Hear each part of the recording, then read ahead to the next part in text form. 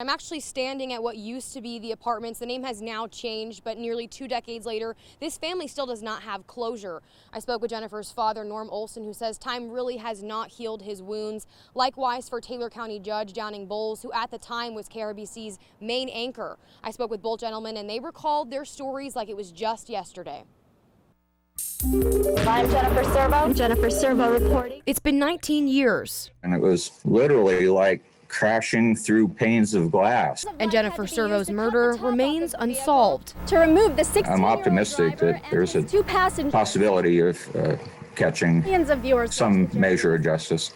Jennifer's father, Norm Olson, It's one of those things that time doesn't heal. still remembers that Wednesday night almost 2 decades ago. Jennifer's mother called me and just out of the blue, Jennifer's dead, and Yeah, here today. it just knocked the daylights out of me.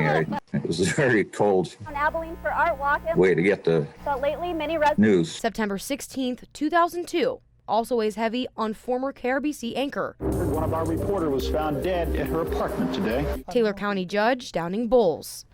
I don't think about it very much anymore. So Judge Bowles says he was having a conversation with another reporter who said Jennifer did not show up for work and that their news director went to her apartment to check up on her. That's when an officer's voice echoed through the police scanner, saying they needed a justice of peace to go to the same apartment complex. that girl that I was talking to just dropped to the floor and just screamed at the top of her voice. And she just covered her head up. And there's nothing you could do. That evening, Bowles announced Jennifer's murder during his newscast, followed by a candlelight picture of Jennifer for the remainder of the show. I don't know who did it, okay? But I know that whoever did it will not escape justice in the end.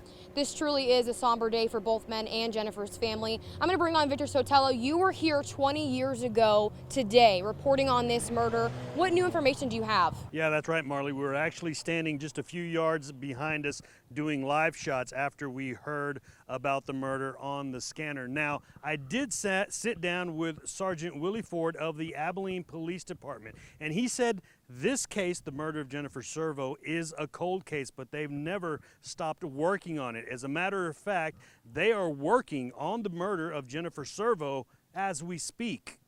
Some cases have more evidence than others, and so there is evidence in this case that, thanks again to technology, we're able to work with some of our state partners and federal partners. I did ask if this case is going to make 20 years being unsolved. Sergeant Ford said he didn't want to disappoint family, but he did say solving this case before it gets to 20 years is in the realm of possibility. Those are his words.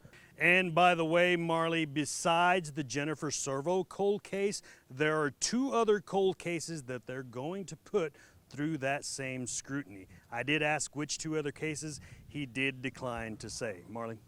Thanks, Vic. I did speak to one of the family's private investigators who's been on the case for about 4 years. She's confident that they'll be able to solve this case. She does have a podcast online with her recent findings. You can go to our website, bigcountryhomepage.com, to find them. In Abilene, Marley Capper, KRBC, Abilene's local news.